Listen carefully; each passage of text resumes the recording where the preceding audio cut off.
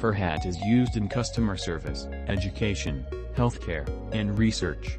It is a social robot designed for human-like interaction using speech, facial expressions, and AI-driven conversation. It uses a rear projection system to display different faces, emotions, and identities. It can change gender, age, and ethnicity based on the scenario. Furhat can speak multiple languages and switch between them seamlessly. It supports natural language processing for intelligent conversation. It recognizes speech patterns, emotions, and user intent.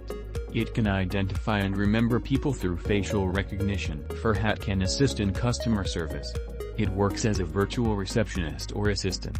It can work in healthcare. It is used in therapy, patient communication, and elderly care.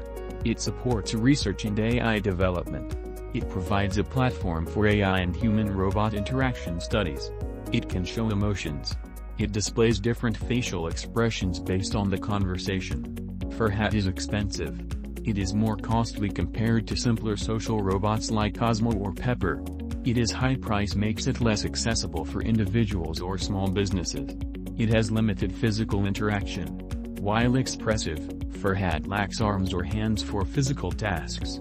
Furhat cannot perform activities like picking up objects or moving around.